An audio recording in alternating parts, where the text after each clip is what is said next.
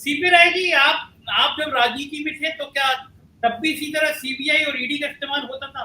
और अब जो महाराष्ट्र में जो घटनाक्रम हो रहा है, क्या लगता है आपको उसके पीछे कुछ ईडी का भी कुछ खेल होगा, ईडी का प्यार होगा? संजय जी, एक शेर है, दीवार क्या गिरी मेरे कच्चे मकान की, लोगों ने मेरे सहन में रास्ते बना लिए। तो जब दीवार गिर जाती है, मकान कच्चा होता है तो दीवार गिर भी जाती है। और मकान कच्चा तब होता है जब हम मकान को कच्चा बनाते हैं या उस पर कमजोरी छोड़ देते हैं। और दीवार अगर गिर जाए तो निश्चित तौर पर लोगों का होता है कि हमारी उस दीवार के रास्ते होकर के अपना रास्ता बना लें। यही स्थिति कई जगह देखने को मिल रही है। ईडी वगैरह का क्या खेल है वो तो बाद में आता है, लेकिन अभी जो प्रारंभिक बातचीत आई है सामने, जिसको खुद उद्धव ठाकरे जी ने स्वीकार किया अपने कल के भाषण में। कल उन्होंने बड़ा भावुक भाषण दिया। उन्होंने बड़ा बहादुरी का एक निर्णय भी लिया कि वो तुरंत मुख्यमंत्री का घर छोड़ करके चले गए अपने व्यक्तिगत घर में, और बड़ा सेंटिमेंटल उन्होंने भाषण दिया। और उन्होंने ये शो किया कि मुझे सत्ता वत्ता का कोई लालच नहीं, मैं तो यूं ही तब भी सत्ता का आकांक्षी नहीं था, और सोनिया गांधी ने और शरद पवार ने मुझसे कहा तो मैंने ज्वाइन कर लिया। उन्होंने बहुत निर्विकार भाषण दिया जो निश्चित तौर पर उनके पक्ष में जाएगा। लेकिन उन्होंने ये भी स्वीकार किया कि हाँ, 2 साल से मैं लोगों से मिल नहीं पा रहा हूँ, कोरोना की वजह से और अपने ऑपरेशन इत्यादि की वजह से। सबकी शिकायत भी यही है। यहां तक मुझे सुनने को मिला कि शरद पवार तक का भी फोन कभी कभी नहीं उठा पाते थे। कांग्रेस के खेमे से हमने कई लोगों की कई बार आवाजें सुनी जो बताते थे कि मुख्यमंत्री उनसे मिलते नहीं, उनका काम नहीं करते हैं, और खुद उनकी पार्टी की ये शिकायत है।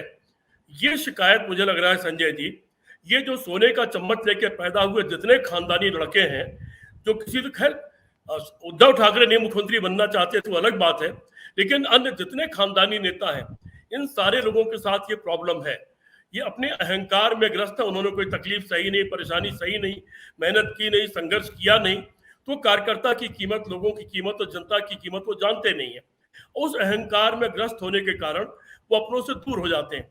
यहाँ पर भी अगर मैं राजनीतिक दृष्टि से देखूं तो उद्धव ठाकरे की ये बहुत बड़ी कमजोरी साबित हुई। अपने लड़के को लाके बैठा देना और उसको ज्यादा महत्व देना, एक दो लोगों को और महत्व देना, और अपने वरिष्ठ मंत्री जो 12 साहब ठाकरे के जमाने से लगातार शिवसेना चला रहे थे, लड़ रहे थे, संघर्ष कर रहे थे, उन लोगों को महत्व नहीं देना, उनसे मिलना नहीं, उनसे बात नहीं करना। तो जब दूरी बढ़ती जाती है तो जो मिलता जाता है उसके पास लोग इकट्ठे होते जाते हैं। ये कोई छोटी मोटी बात नहीं कि एक नाथ शिंदे उनका एक कार्यकर्ता था, और इतनी बड़ी तादाद में एमएलए एक नाथ शिंदे के साथ चले जाएं, ये छोटी बात नहीं है। और इसके बारे में आत्मचिंतन बाला साहब ठाकरे के लड़के को भी करना चाहिए, और मुलायम सिंह यादव और सोनिया गांधी के लड़कों को भी करना चाहिए। ये सारे लड़के जो अपने बापों की वजह से नेता है, इन सारे लोगों को इसके बारे में आत्मचिंतन करना चाहिए। मैं इसमें ईडी वीडी का खेल तब देखता हूं जब मैंने वो शेर सुनाया कि दीवार क्या गिरी मेरे कच्चे मकान की। मेरा मकान कच्चा था, मैंने कच्चा बनाया था। मेरा मकान कच्चा पड़ गया, मैंने गलती की, मेरी दीवार गिर गई, तब लोगों ने मेरी दीवार में होके रास्ता बना लिया है। इसलिए दूसरे से ये कहना कि भाजपा ने खरीद लिया, भाजपा ने दबाव डाल दिया, ईडी ने कर दिया, ये आधा सच होगा। पूरा सच ये है कि हम अपने लोगों के साथ जुड़े नहीं रह पाए, अपने लोगों को संभाल नहीं पाए। और अगर हम अपने 40, 50, 55 लोगों के साथ भी संबंध नहीं रख सकते हैं तो कम से कम हम जैसे आदमी को नेता बनने का तो बिल्कुल अधिकार नहीं है, कोई हक ही नहीं हमारा कि हम एक दिन भी नेतृत्व करें किसी पार्टी का।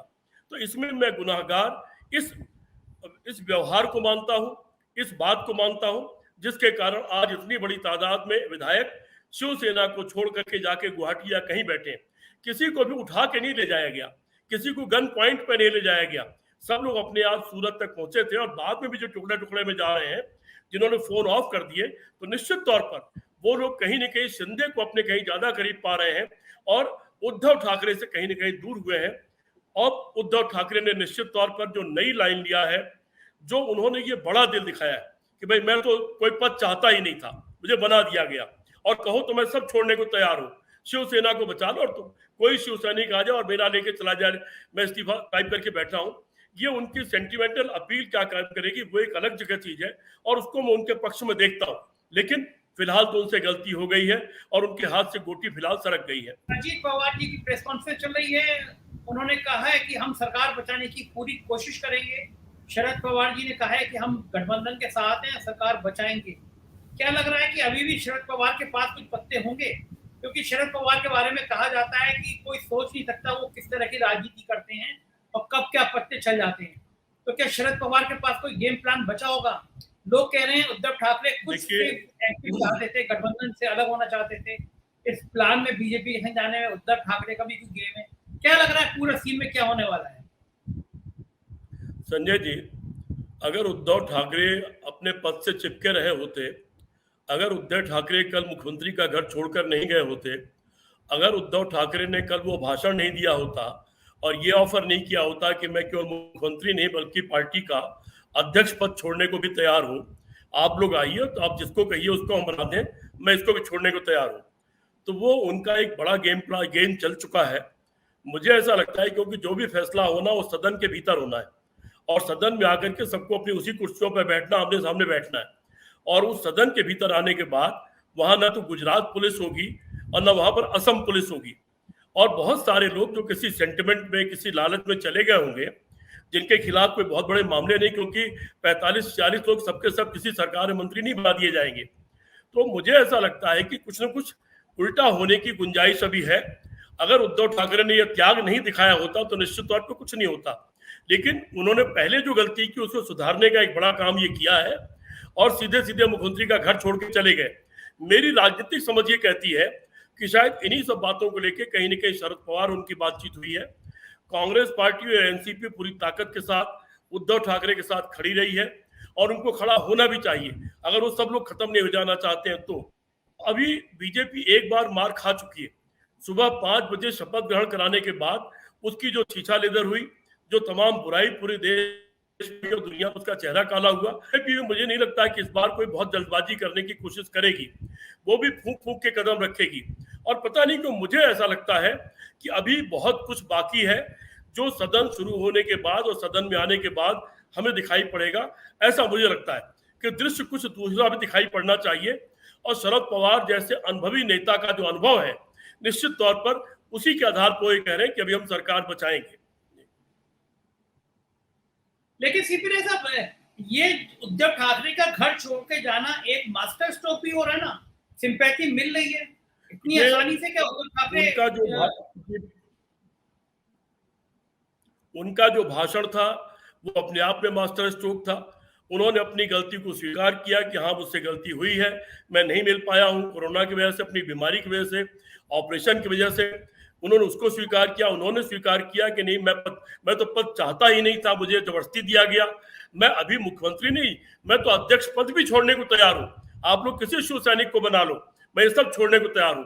भारत का ये तरीका रहा है अब तक, हमारी जो हम लोग देखते रहे हैं कि जो छोड़ने को तैयार हो जाता है फिर पद उसको छोड़ने को तैयार नहीं होता है। लोग सेंटिमेंटल हो जाते हैं, बेसिकली सेंटिमेंटल देश है।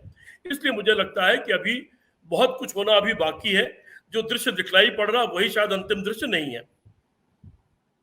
सीपी साहब, संजय राउत ने शिंदे के लिए कहा है कि आइए बात करिए, हम आपके राय पे, आपने जो कहा है फिर विचार करेंगे। मतलब शिंदे ने कहा था कि महागठबंधन को छोड़ो, बीजेपी के साथ आ जाओ। संजय राउत ने कहा आइए बैठ के बात करते हैं। तो क्या एक समझौता ये भी सकता है कि उद्धव ठाकरे खुद बीजेपी के साथ आ जाए? नहीं, मुझे नहीं लगता, मुझे बिल्कुल नहीं लगता। शिंदे एक दबाव में है, शिंदे लालच में भी है, शिंदे दबाव में भी है। और मुझे तो आश्चर्य है कि शिंदे के बारे में पहले से एहसास था। प्रांजल ठकुराता साहब को अंदाज होगा और रजत शुक्ला बैठे हैं बॉम्बे से, इनको अंदाज होगा कि शिंदे के बारे में पहले से थोड़ा बहुत एहसास था। लेकिन उद्धव ठाकरे की शराफत मानी जाए या उनका अज्ञानता माना जाए कि शिंदे के जो इलाका है उस इलाके में कोई दूसरा नेता पैरेलल उन्होंने क्यों नहीं खड़ा किया और शिंदे को इतनी ताकत क्यों नहीं दिया, ये मुझे थोड़ा सा आश्चर्य जरूर हो रहा है। लेकिन मुझे तो शिंदे का परिणाम भी, जो बाकी लोग गए हैं, नारायण राणे गए हैं या उसके बाद तो दूसरे चले गए शरद पवार के साथ में जो गृहमंत्री थे पहले, मुझे लगता है कि शिंदे का परिणाम भी कुछ इस तरह का होने जा रहा है। और शिवसेना इस सेंटिमेंटल अपील के बाद कि मैं सब छोड़ रहा हूं, और सिर्फ कहना नहीं, मुख्यमंत्री का घर छोड़ के चले जाना, जो सेंटिमेंटली शिव सैनिक है और वो अगर विधायक है, मुझे लगता है जो ही इनके कब्जे से मुक्त होगा और महाराष्ट्र में आएगा और महाराष्ट्र की विधानसभा में आएगा, वो पलट करके उद्धव ठाकरे का साथ चला जाएगा, ऐसा मुझे लगता है। सीपी राय साहब, बीजेपी के शिंदे पे पूरा भरोसा कर लेगी? जो शिव सैनिक रहे हैं, पवार साहब जैसा चाणक वहां बैठा है, शिंदे पे पूरी भरोसा करके सरकार बनाने के लिए तैयार हो जाएगी। भरोसा नहीं कर रही है, तभी तो इतनी बातें इतना लेट हो रहा है। बीजेपी भरोसा नहीं कर रही, बीजेपी भरोसा नहीं कर रही, इसीलिए लेट हो रहा है, इसीलिए यहां से वहां तक दौड़ाया जा रहा है, इसीलिए पेशबंदी की जा रही है।